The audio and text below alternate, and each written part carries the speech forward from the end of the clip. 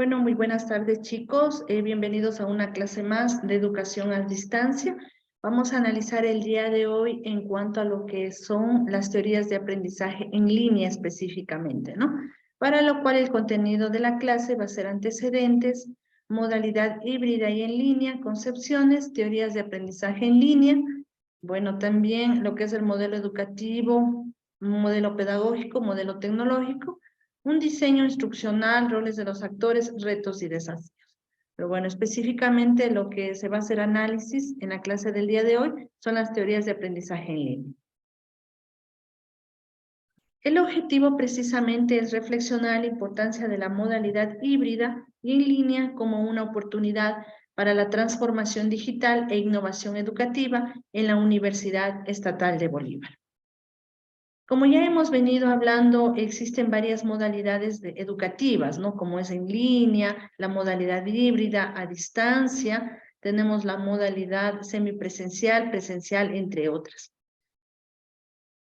Los antecedentes en cuanto al surgimiento o en cuanto al auge de estas modalidades de estudio, podemos nombrar las siguientes.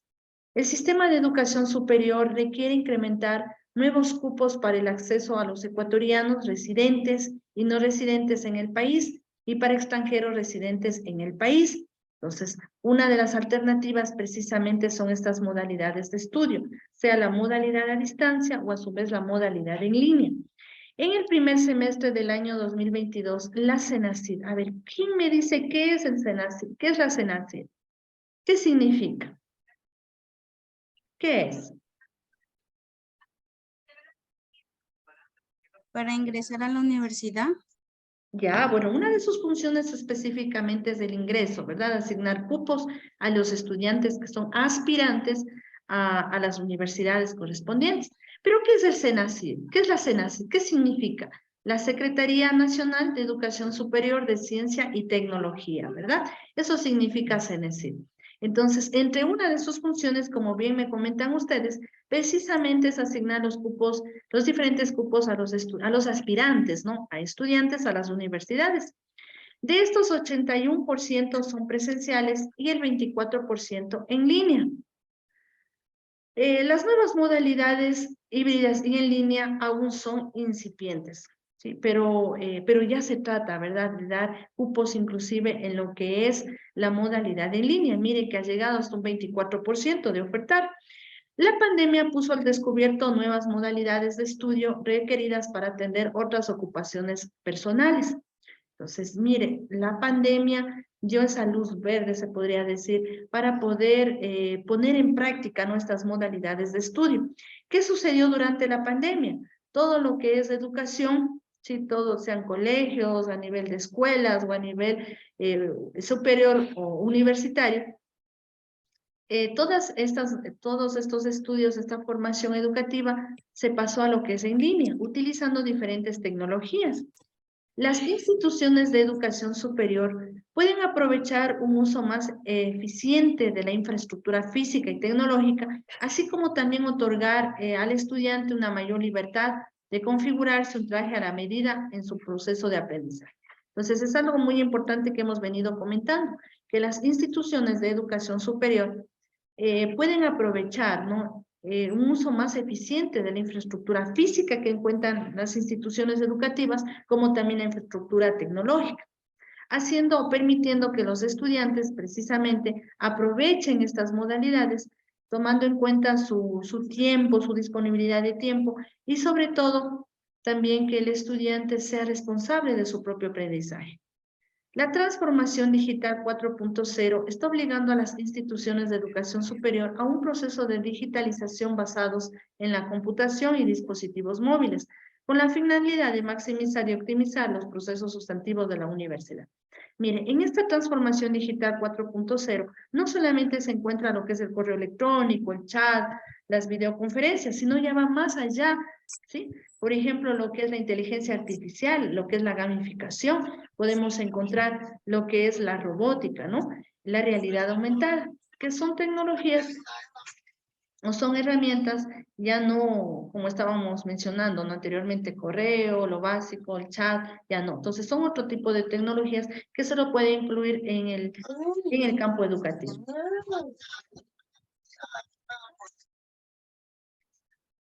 Ya. A ver, ¿quién me recuerda qué era gamificación? Esto también ya lo habíamos hablado. ¿Qué era la gamificación? El proceso de estudio mediante el uso de plataformas didácticas como videojuegos, por ejemplo. Ya, entonces se utilizaba las características de los juegos, ¿verdad? Las características, y esto lo pasábamos al campo educativo, ¿sí?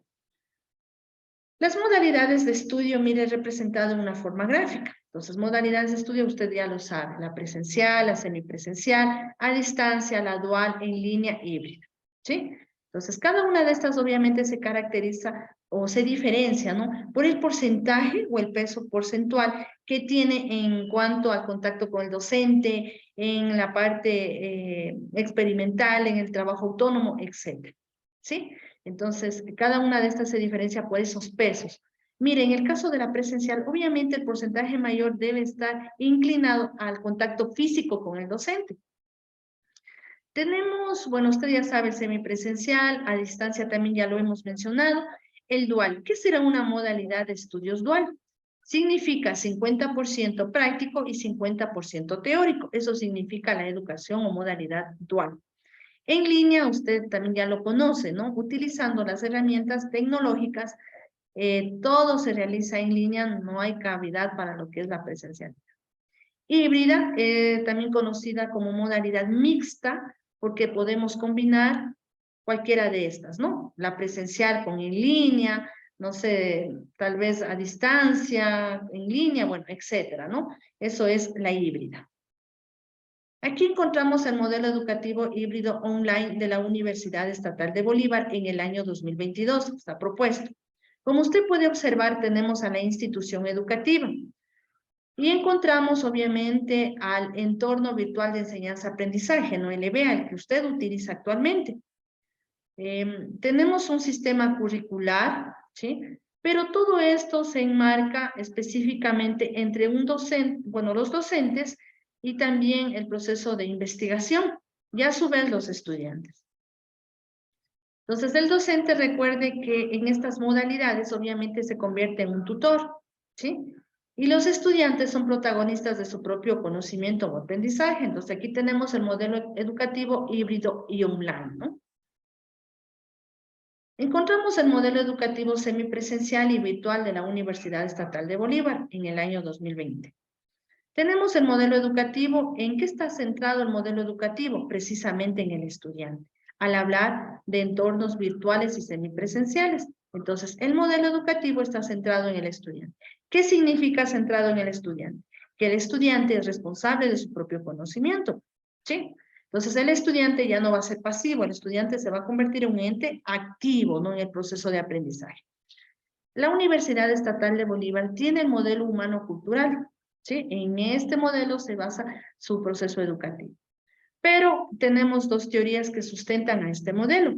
La teoría del distanciamiento transaccional de Moore y el aprendizaje significativo de David Ausberg, ¿sí?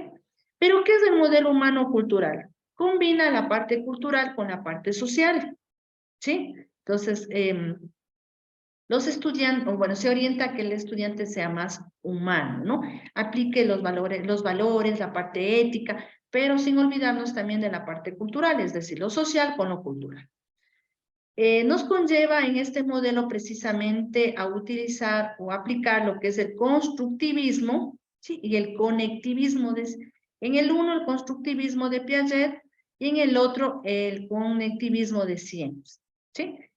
¿Qué es el constructivismo? Construccionismo, ¿sí? ¿Qué significa? Construir su propio conocimiento. Entonces, el estudiante ya no va a ser un mero, no sé, receptor de información, sino va a ser constructor de este conocimiento. El conectivismo, en cambio, significa aprender mediante redes, ¿sí? Entonces, aprender utilizando diferentes redes, en este caso, el Internet. ¿Sí? Entonces, la didáctica utilizando la tecnología, ¿no? Encontramos aquí la teoría de la distancia transaccional, ¿sí?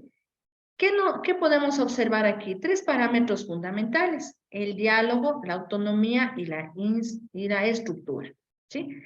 En esta teoría específicamente nos sugiere que debe haber más diálogo, debe existir más diálogo entre los actores en el proceso de aprendizaje. Tenemos también la autonomía. Usted recuerde que la autonomía conlleva la independencia y obviamente al autoaprendizaje, ¿sí? Bueno, este autor nos habla, perdón.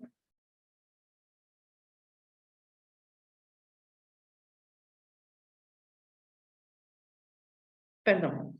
Ya, este autor específicamente nos habla o nos dice que la autonomía es mayor cuando hay menor diálogo y más estructura. Mayor estructura es igual a menor diálogo. Hay más distancia transaccional y se quiere más autonomía. Mayor diálogo, menor distancia transaccional, ¿no? Tenemos la teoría del conectivismo. El autor es George Siemens, ¿no? ¿Qué nos dice? El conectivismo es una teoría de aprendizaje. Mire, se fundamenta en lo que es el aprendizaje para la era digital, es decir, lo que estamos viviendo hoy en día, que sirve para explicar el efecto que la tecnología ha tenido sobre la manera de cómo vivimos, nos comunicamos y aprendemos. Entonces, esta teoría a mí me ayuda a entender esto, ¿no? ¿Cuál es el efecto que tiene la tecnología precisamente al momento de aprender? ¿Sí? El aprendizaje es un proceso que ocurre dentro de una amplia gama de ambientes. Es por esto que el conocimiento puede residir fuera del ser humano. Como se observa aquí, miren esta pequeña gráfica, tenemos lo siguiente, ¿no? Todo se fundamenta específicamente en el individuo. Se busca una red. Recordemos que el cognitivismo, aprendizaje a través de red. Ya, alimenta la información de la organización, retroalimenta la información de red y provee un nuevo aprendizaje al individuo, ¿sí? Entonces, esta teoría, podemos decir la didáctica o la pedagogía o el proceso de enseñanza-aprendizaje a través o por medios de redes, ¿no? Es decir, de la tecnología del Internet. La teoría del constructivismo. ¿Qué nos dice esta teoría del constructivismo? Para los autores de Piaget, Vygotsky, Ausubel, ¿sí? ¿Se han escuchado ustedes estos autores? Estos autores específicamente se orientan al proceso educativo. Entonces, ustedes, como están estudiando la pedagogía, en algún momento ustedes van a recibir o van a hablar, ¿no?, en alguna asignatura sobre estos autores, que son fundamento para el proceso educativo, ¿sí? Son autores para el proceso educativo. No se olvide, Piaget, Vygotsky y Ausubel, ¿sí? 3 autores fundamentales en el proceso educativo. ¿Pero de qué nos hablan? Nos hablan del constructivismo. Piaget, ¿qué nos dice? El conocimiento se construye partiendo de la interacción con el medio. ¿Qué opinan ustedes? ¿Qué quiere decir en este punto Piaget? Oscar. Ya, Piaget nos quiere decir que, digamos, cada persona somos responsables tanto de nuestros conocimientos y cómo interactuamos con los demás para adquirir a sí mismo conocimientos. Ya, pero nos habla que partiendo de la interacción con el medio. ¿Cuál será el medio? Nicole. Serían los medios Bueno, Oscar. tecnológicos o la institución. ¿Cuál es el medio? ¿Será el medio donde vivimos, donde nos desarrollamos? El entorno social, cultural. El entorno, ¿cierto? ¿Dónde nos desenvolvemos? Entonces, mire que el conocimiento se construye partiendo de la interacción con el medio. ¿Sí? Entonces, ¿en dónde estamos nosotros en nuestro entorno? Eso nos dice Piaget. Es decir, bueno, nos conlleva a lo que es el constructivismo, ¿no? Vygotsky, ¿qué nos dice Vygotsky? Se basa en el aprendizaje sociocultural de cada individuo, por lo tanto, en el medio en el cual se desarrolla. ¿Sí? Ausubel, ¿qué nos habla? Los nuevos conocimientos se incorporan de forma sustantiva en la estructura cognitiva del individuo. A ver, David, ¿qué entendemos por lo que nos dice Ausubel? Absubel. David. Ya recién estoy analizando la pregunta.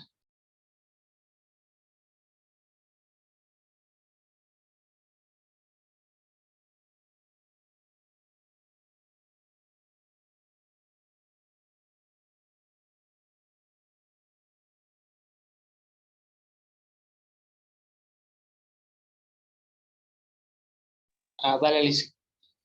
Nos quiere decir que cada conocimiento que vayamos sumando, se va a irse, por una parte va a irse, ¿cómo podría decirle eso? Como por así decirlo de una manera, se va mezclando con los conocimientos previos que uno se tiene y según eso vamos aumentando nuevo conocimiento. Ya, a ver, ¿alguien alguna otra idea, John? John Arevalo.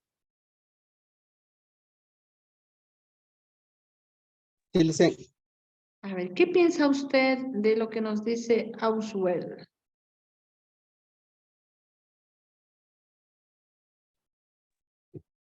Sobre que nosotros mismos nos autoeducamos, dice que depende de nosotros nuestra autoeducación. ¿Qué es una estructura cognitiva? Le dicen, eso sería la memoria, lo que escuchamos, lo que vemos, todo lo que nos va pasando a nuestro alrededor. El conocimiento ese se nos va quedando. Creo que a eso se refiere. Ya, muy bien. ¿Alguien más?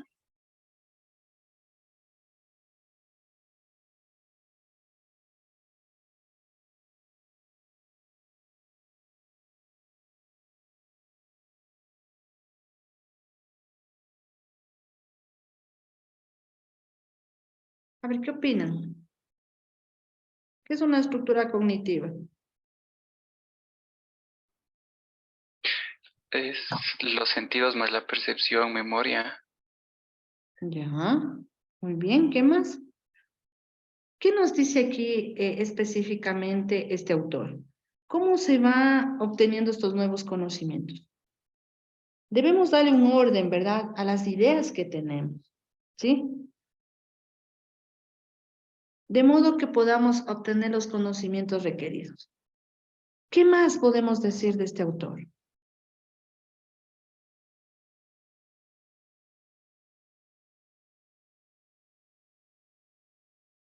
Le damos prioridades o jerarquía a las ideas, ¿sí? Y de esa manera organizamos y damos origen a los nuevos conocimientos, ¿sí? Bueno, aquí tenemos algunas ideas principales en cuanto al constructivismo. El aprendizaje no es asunto de transmisión y acumulación de conocimientos. El alumno forma parte activa del proceso, por lo tanto, construye su propio aprendizaje, ¿sí? Recordemos que estas modalidades de estudio, el proceso de aprendizaje está centrado en el estudiante. Por lo tanto, mire, el alumno forma parte activa del proceso y construye su propio aprendizaje. Un estudiante que aprende algo nuevo lo incorpora a sus experiencias previas y a sus propias estructuras mentales. El constructivismo percibe el aprendizaje como una actividad personal enmarcada en contextos funcionales, significativos y auténticos. Por lo tanto, constructivismo, construir el propio conocimiento, ¿no? En base a muchísimos factores, ¿sí? Recuerde que inclusive podemos nosotros obtener conocimiento de las experiencias. Bueno, aquí tenemos una frase sobre el construccionismo, según Seymour Papert, ¿no? La mejor manera de lograr la construcción del conocimiento es construyendo algún objeto para pensar, señal que el individuo es activo dentro de la construcción de su conocimiento, pues tiene que pensar sobre su pensamiento, lo cual le lleva a estadios cognitivos superiores. Miren, ¿qué mensaje o reflexión podemos dar a este, sería comentario o párrafo propuesto por este autor, Seymour? A ver, ¿qué nos trata de decir? José.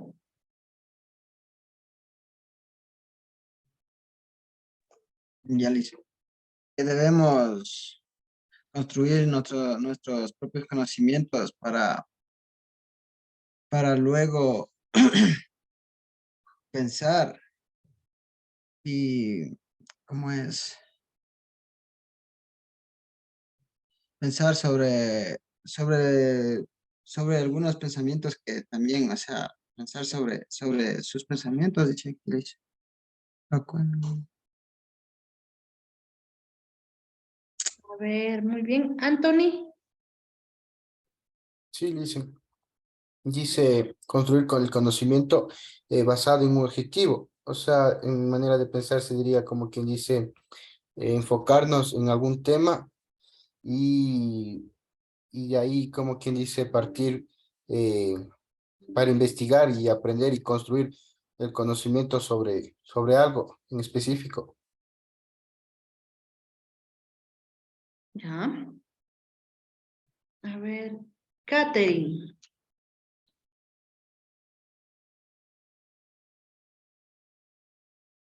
Sí, Lice. A ver, ¿cuál es su reflexión sobre este párrafo propuesto por Seymour?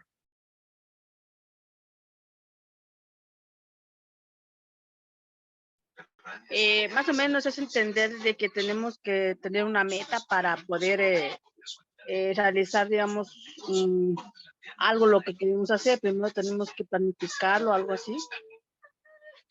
Aquí un término muy importante que nos señala, ¿no? El pensar. ¿Qué es pensar? Es analizar, formar algo así. Bueno, muy bien. Emily, ¿qué es pensar? Emily.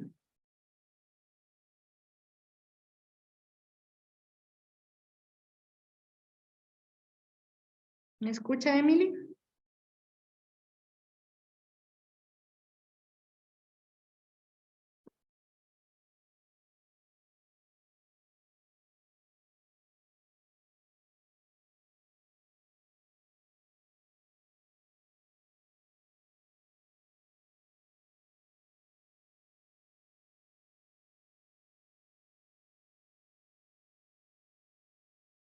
María.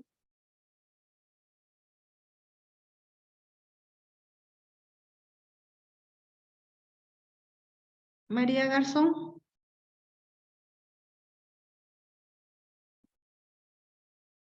María. Un momentito, por favor.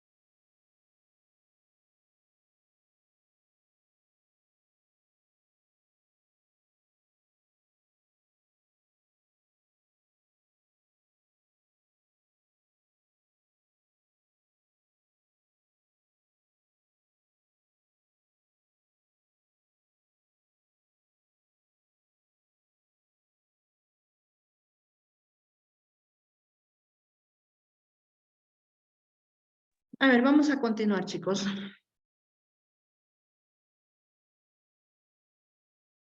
A ver, ¿alguna inquietud sobre estas teorías de aprendizaje?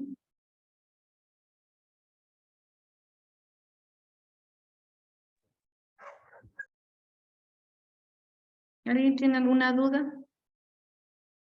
Ya Lice, un poquito que me pueda explicar, porque como que me quedé con un poquito de duda, Lice.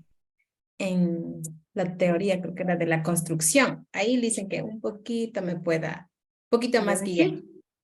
¿Sí? Sí, Ya. A ver, ¿qué habíamos dicho que es el constructivismo? Obviamente su palabra nos indica, ¿no? Construir el propio conocimiento. Entonces, esta teoría generalmente se basa en las modalidades de educación a distancia, en línea, donde a través de los diferentes recursos didácticos propuestos, usted puede analizarlos y construir su propio aprendizaje, sin la necesidad de acudir en forma presencial o estar en contacto con el docente, ¿no? Entonces, usted interactúa con las diferentes herramientas didácticas y puede construir su propio conocimiento. Sí, reflexiona, analiza, interpreta, ¿sí? Esta información y construye su propio conocimiento. Entonces, estas teorías del constructivismo nos habla Piaget, bueno, tenemos aquí estos autores, Vygotsky, Ausubel, bueno, entre otros, que nos habla específicamente de cómo construir el conocimiento. En el caso de Piaget, que nos dice, conocimiento se construye partiendo de la interacción con el medio. Entonces, también nosotros podemos construir nuestro propio conocimiento dependiendo del medio donde nos encontramos, ¿no? Vygotsky, ¿qué nos habla Vygotsky? Nos habla de la parte sociocultural de cada uno de los individuos, que es algo fundamental para poder adquirir conocimiento. Y Ausubel nos habla de los procesos cognitivos. Entonces, habíamos dicho que la estructura cognitiva precisamente es dar una jerarquía a las ideas que tenemos, ¿no? De manera de ir construyendo el conocimiento. Carlos. Sí, Lisa, o sea que en esta parte que nos menciona el segundo autor también está como que tenemos el conocimiento bueno y malo, o sea, por lo que dice sociocultural y ¿cómo era? Sociocultural y de cada individuo, o sea, sería por cada sector, como supongamos la puntualidad en Ecuador no es como que tan buena comparada con, yo que sé, Japón o Corea. Bueno, Podría decir que eso también es por constructivismo. Bueno, constructivismo obviamente viene de la palabra construir, ¿no? Nuestro propio conocimiento. Entonces, esto también podemos nosotros construirnos dependiendo, o bueno, o podemos aprender, ¿sí? Bajo el aspecto social y cultural, ¿sí? ¿Qué es el aspecto social? ¿Y qué será el aspecto cultural? ¿Podemos aprender de esos dos aspectos? Carlos. Sí. Cultural sería, por ejemplo, idioma, costumbres, forma de vestirse. Y lo de social sería leyes, eh, grupos determinados de personas. Eso, muy bien, ¿no? Entonces nos dice que bueno, específicamente este autor para el constructivismo se basa en el aprendizaje sociocultural de cada uno de los individuos, por lo tanto, en el medio en el cual se desarrolla. Entonces aquí también algo muy importante, el medio en el cual se desarrolla, ¿no? Entonces estos tres autores nos ayudan a complementar lo que es la teoría del constructivismo. Entonces les decía que esta teoría es fundamental específicamente en las modalidades de estudio a distancia, en línea, etcétera, donde el estudiante es la parte central o el eje central del aprendizaje, ¿no? Y es el responsable total del aprendizaje como tal, ¿sí? Entonces analiza, interpreta, bueno, fundamenta la información de manera de poder construir conocimiento.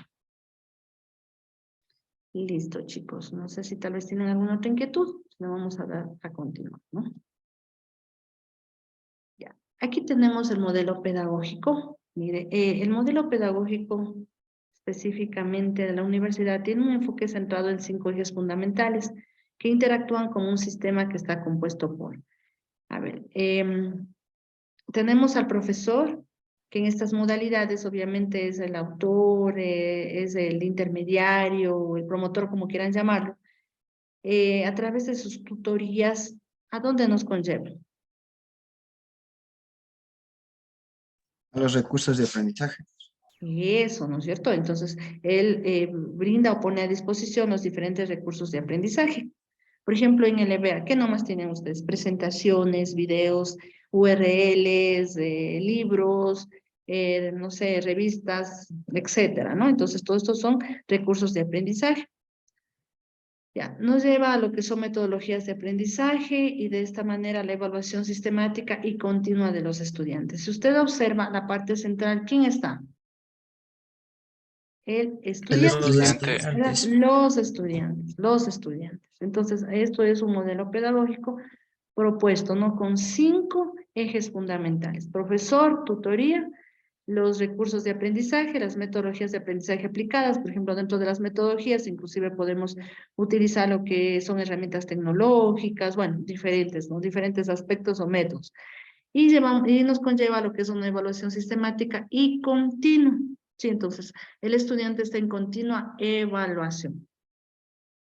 Tenemos aquí un modelo tecnológico de la universidad, ¿no? El entorno virtual de aprendizaje. Mire, si usted observa, el estudiante sigue siendo la parte central. Tenemos un sistema curricular, ¿sí? Basado en el aprendizaje en contacto con el docente, el aprendizaje práctico experimental, el aprendizaje autónomo. Entonces, son 3 ejes fundamentales que me permite a mí llevar o poner en práctica el modelo tecnológico, ¿sí? Y soporte y tutoría.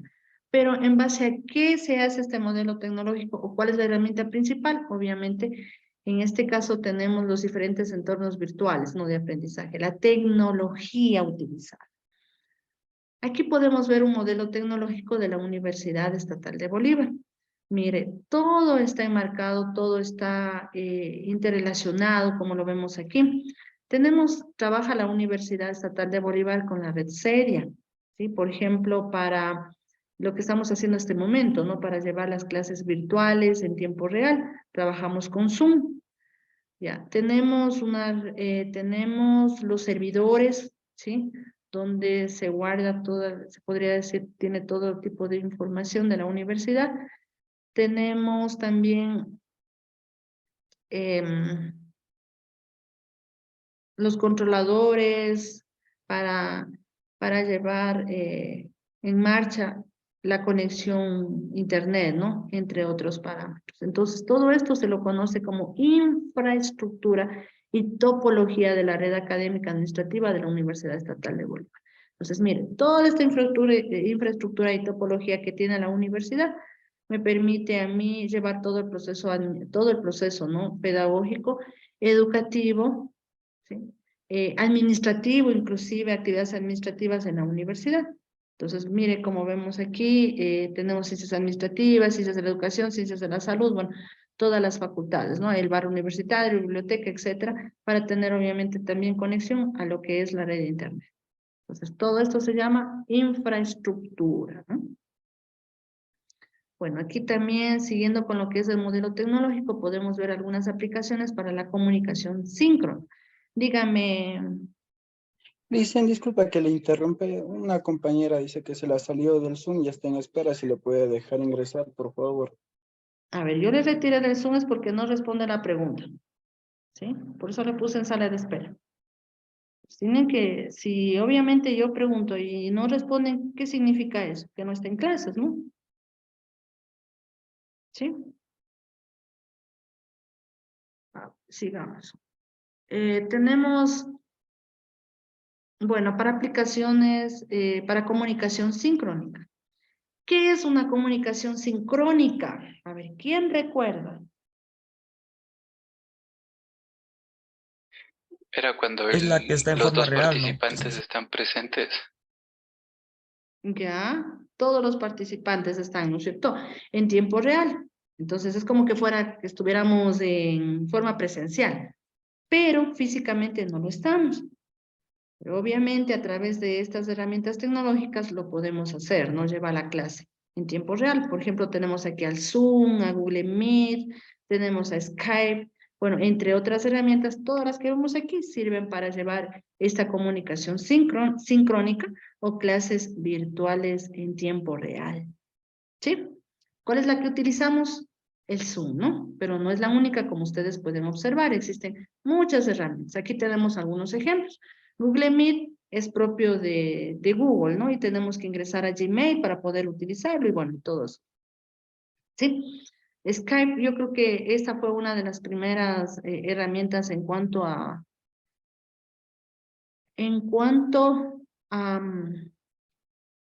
videoconferencias. No sé si tal vez algún momento ustedes lo utilizaron, el Skype. No dicen, una plataforma que utilizamos era Teams, algo así se llamaba. Microsoft Teams.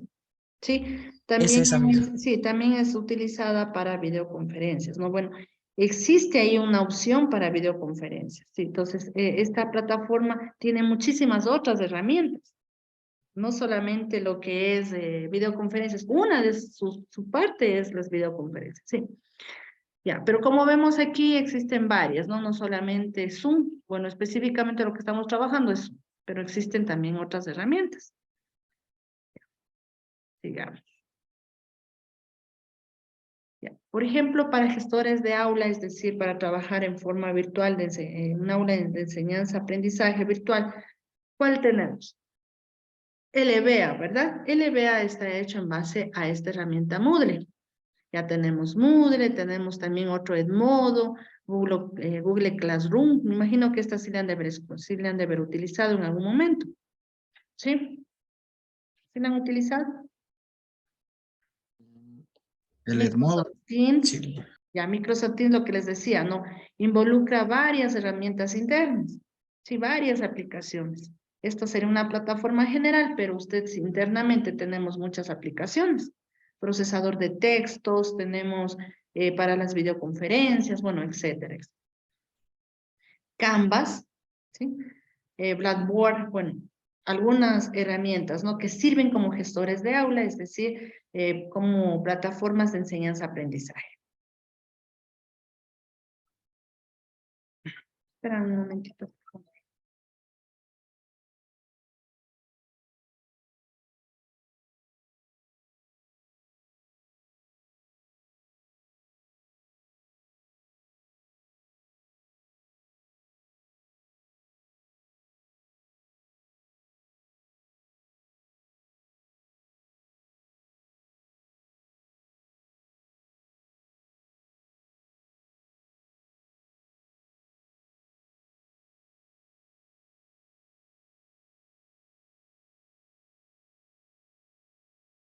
Ya, bueno, aquí tenemos algunas herramientas que sirven de interacción, ¿no?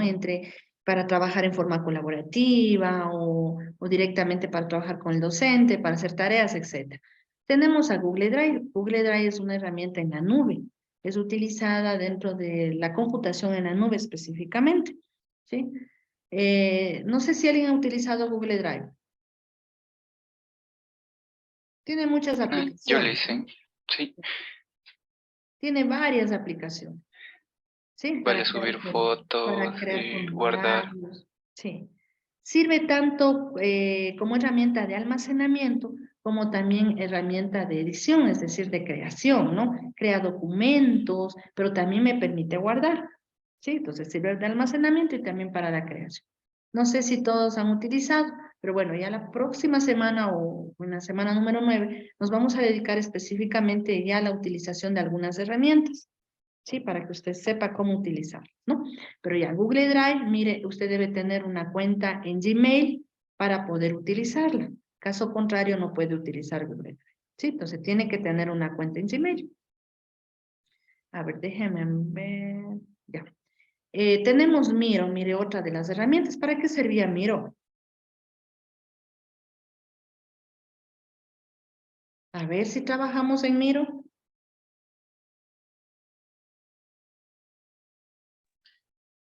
No creo, Lizy. Trabajamos para hacer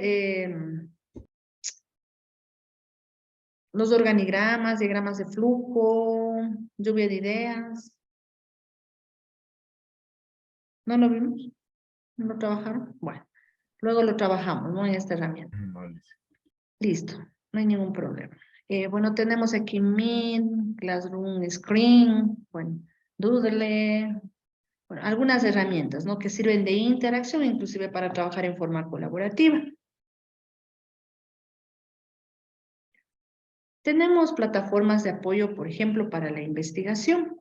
Tenemos a Core, tenemos a Zotero, a Mendeley, para lo que son referencias bibliográficas.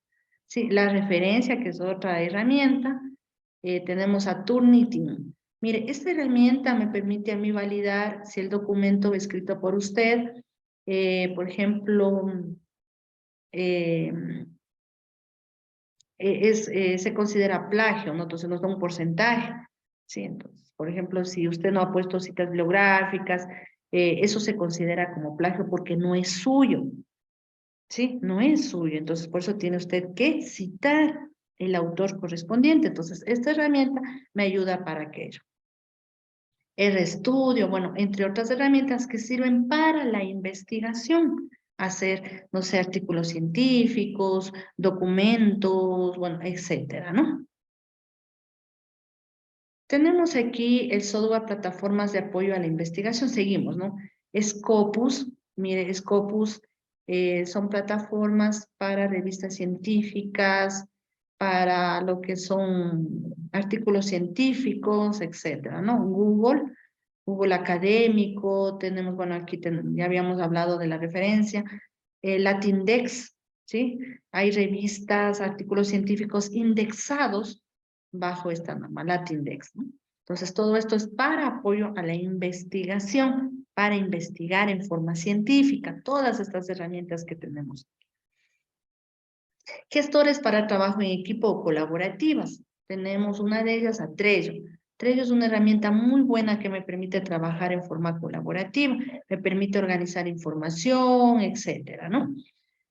Asana, bueno, tenemos Kanbanice, bueno, entre otras. Entonces son herramientas para trabajo en equipo, específicamente en el ámbito de la investigación. Desarrollo del profesorado, por ejemplo, para capacitaciones. Tal vez han ingresado alguna vez a Coursera, ¿no? Aquí proporciona muchísimos cursos de diferente índole, ¿sí? De diferentes temáticas. Entonces, aquí, a través de esto, podemos inclusive capacitarnos, ¿no?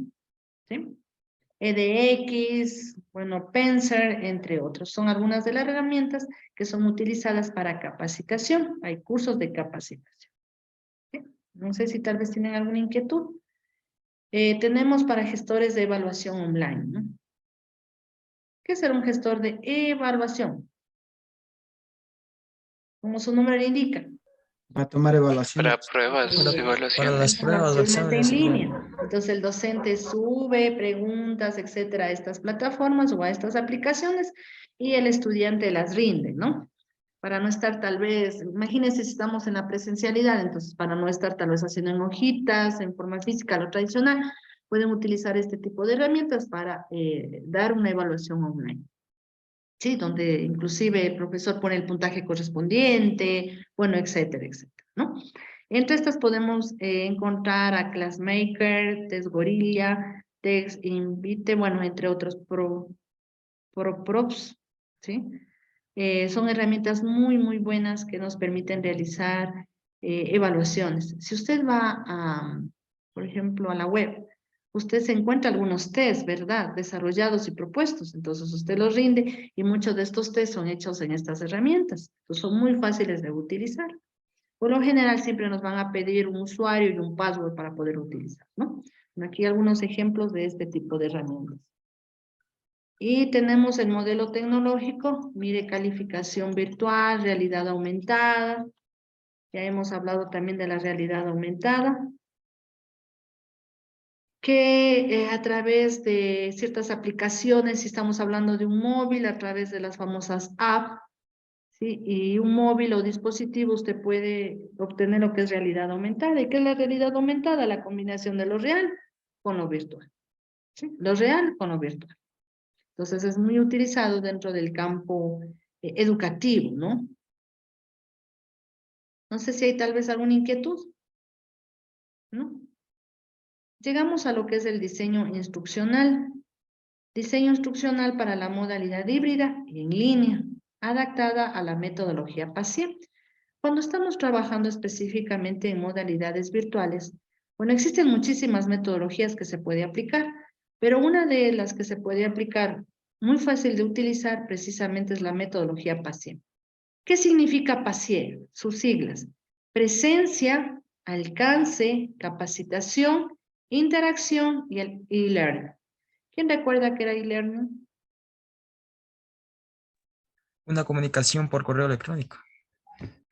Era la educación totalmente por En línea. internet, o sea, por TICs. ¿Pero qué era e-learning? Aprendizaje electrónico, ¿no? En pocas palabras, aprendizaje electrónico, punto. En e-learning había diferentes tipos, ¿se acuerdan? Sincrónico, asincrónico, ¿qué más?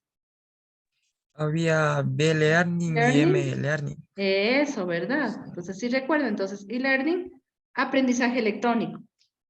¿Sí? Listo. Bueno, es una de las metodologías utilizadas dentro de estas modalidades, ¿no? Específicamente la metodología PASIER. No sé si tal vez tienen alguna inquietud. A ver, Brian Quinatoa. Sí, Una reflexión sobre todo lo que hemos hablado. una reflexión. A ver, ¿cuál será? Lo que haya entendido usted, ¿no? Que hay muchos métodos de aprendizaje y para poder hacer trabajos y plataformas para poder dar pruebas. Ya. ¿Alguien alguna idea? Taipe, Andy. Lo que aprendí hoy día fue las varias herramientas que existen hoy en día para facilitar la educación virtual. Diferentes herramientas para profesores, tanto como estudiantes. Y eso, profe. ¿Cuál es la metodología utilizada en estas modalidades de estudio por lo general? ¿Cómo se llamaba? La metodología. PASIE, ¿no? PASIE. ¿Sí? No se olvide.